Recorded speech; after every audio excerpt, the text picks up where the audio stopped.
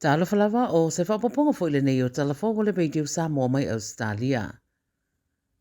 O lo taumu whai malo si pia le pale mia o Ausetalia Anthony Albanese e whaopopo sa isi malo si anga fo le whinau mo le Yes Campaign le toe tasi le masina o lo te toe ona whatau nu ulo lea o le sairi ngā whina ngalo le tunu ue whatatau i se leo mo Indigenous people. A mare pale mia wa whaaloa loa atulu na lima ia so o whatasi maa ao o i la tau e langolango ina le nei tau mo whainga ina ia manuia. O lo ese lava whina ngalo whaaria o tangata le mata upu e o lava fo i isi tangata apoliki o lo whinau i la tau e langolango le No Campaign. Whamai a la tau o mea ua tua nai. Mo la patai le WA Health po le Western Australia Health i tangata o le stete ia whae tete i lama tianga o le misela o na iei le tangata malanga na awhia le misela ina wato e fwoi mai bali ma asia le te leonisi o no fuanga le stete a o lo a awhia. Ele o mai loa tonu vaenga umana nga iei pe o na ta uere ripoti a whamai sui o le soifua malolo i nei mauti noa sa iei le tangata ne i le Bunnings i Perth fa pese whale o loa ma se papu i le rua vai aso taruai. Urapta iai le WA Health tangata o le latou whaetu ia mātala ia unga o le misela. O le aso sa, le aso tolu o se tema na urufare ai lea tangata i le Royal Mall Hotel i Mikathara, ma e siria mane rua tu rasa iai lea no fuanga. O le isi aso sa na te anei se furutasi o se tema na asi ai le tangata lea le Spud Shed Camscott o le Bunnings i Armadale ma no fuanga e lua o taulanga whaatau rei tu i Southdale Perth. O lapta ia so stasi sa ia no fuanga ia whaitui pui mai a mata mai i le ono masina le matua le pepe o ma whai o na tui pui o le misela. O ma liu se tamai ta i e whase fulfitu tau sanga le matua i le mai au se whesanga inga ma leo sa whaonga i leo se teisa.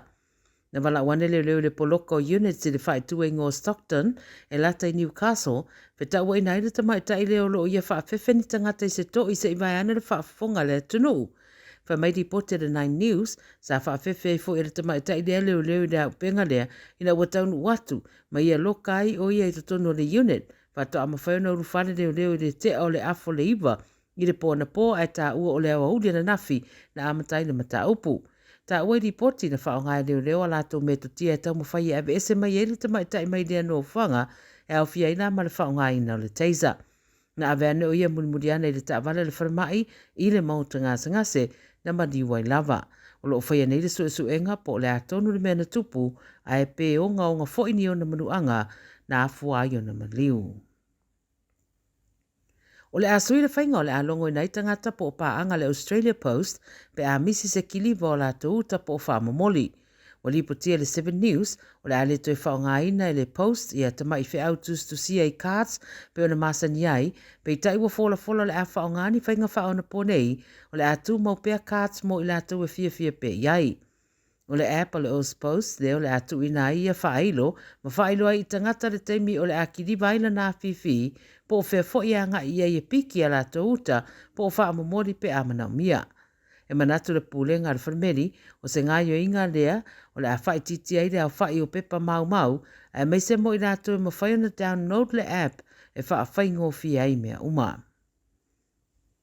Ma le tara muli e amata atu le masina fōu na wha mamalu si itanga o pāsese mo a wala o whainga malanga lau tele public transport i New South Wales. Pei tai whai mai le whainga malo le stete o la o lātou whai titia le tutongi o pāsese i aso whareile e wha pāleni ai le si itanga o wha lau loa. E amata wha mamalu pāsese fōu ia i le aso se furu ono o ke topa ma e fuai wha mtaranga mai le whainga malo le stete o le aso whareile lava ia i vai aso taitasi o le a wha taungo fia i pāsese le ngatai trains, pasi, wha pele light rail. E manatu nisi e maasane no wha o ngā awala o wheo inga lau tele o se tala whanua noa fo i le nei, o wha popo mai i le ano le mauru i tau o whenga i nei matangata e le ngata i le tau o le soifuanga, penisini, o le piri o aso taitasi, ia o lea fo i watu e whafa mai i runga marasi i tia o tutongi o pāsese i awala o whewa inga lau tele. O tala ia le radio Samoa, mai Ausetalia i le nei aspareide, manuia tere le whai unga le mai aso wha soifuia.